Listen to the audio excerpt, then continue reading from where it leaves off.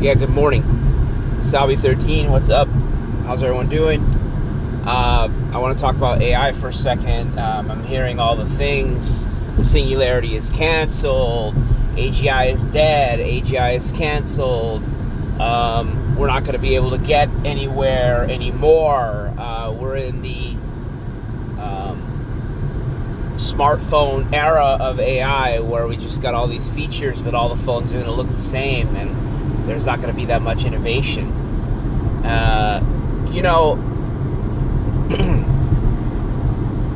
History, the short AI history of modern times, not the long-term history, short-term history of AI, modern times that we have, tells us that we have been wrong every time they have said there has been a wall or a shortage of data or that we didn't have the architecture that we needed. We have been wrong. So now you're here to tell me that we're no longer going to be wrong when we say it's all over? Wrong. That's wrong. I'm just going off of the law. You either believe in Moore's law or you don't. You either believe in the AI law or you don't. I remember 20 years ago looking at the Moore's law chart that plotted and told us that computer hardware and computer processing power was going to double every year, right? And we're saying, well, we obviously are patting ourselves on the back saying, look at these innovative chip makers and hardware makers. We're doing such a good job. We must be in an era of, yeah, sure, it's been going on, it's been going on a long time, but we must have had all these brilliant scientists, which we have. We must have had all these computer science people and chip creators, which we have had, enabled by all of the technological progress that has been possible due to peacetime and investment in such, right? So, but we said, look, there's going to be some major problem in the future. That's what I was telling myself. This is not going to continue. I said, we might have brilliant people now with great ideas, but then maybe we're just going to run out of ideas. Maybe those people are just going to be on break, and then we'll get more brilliant people later. It's not like it's the end of the road or anything like that. It's just that we would expect some kind of like a valley, right, where it kind of like dips down, or like, we had a time period where things slow down. No, that's not what Moore's law tells us at all. Moore's law tells us a story of over those 20 additional years, if you just look at 30 years time or whatever, computer power has doubled consistently. We have the proof. It's not fluff.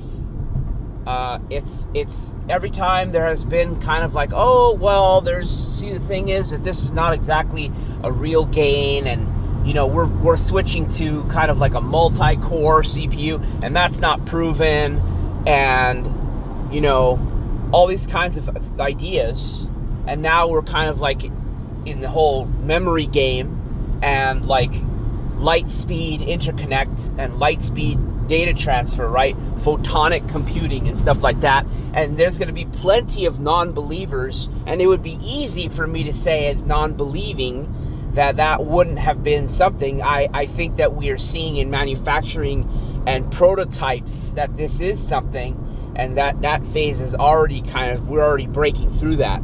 But my point is that it was easy to not believe in Moore's law, and now finally we take it to AI.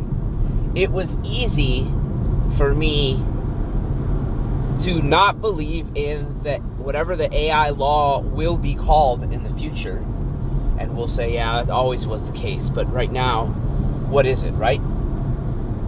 So I think that we're going to continue to see AI progress, and it's really interesting because we're seeing like the acceleration of AI, which is really what it is, which has actually gotten hold in the culture and in the AI community, which is correct. We don't want to simply say that AI is getting better and better. That would be like saying that, well, AI is getting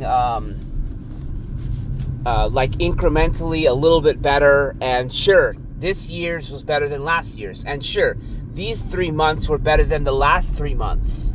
But if we're looking at what's happening, we are beginning to believe in exponential growth, where the acceleration is as such as that we are actually gaining more ground and gaining more AI intelligence as time moves forward, which is mind-blowing and one of the most difficult things for people to understand.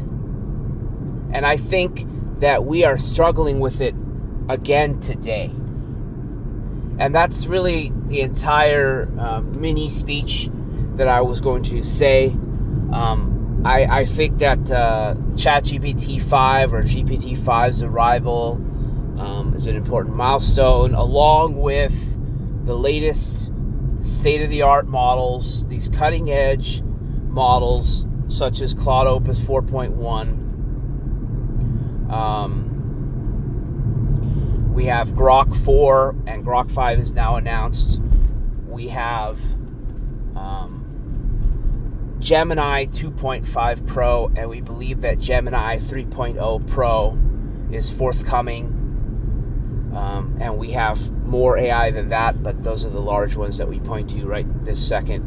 So it's really an amazing time for AI in the era of agentic. If you look at agentic platforms such as Manus, Anthropic based, and if we look at agents like ChatGPT agent, which has been phenomenal. You can see the tests that I did on my channel with a presentation.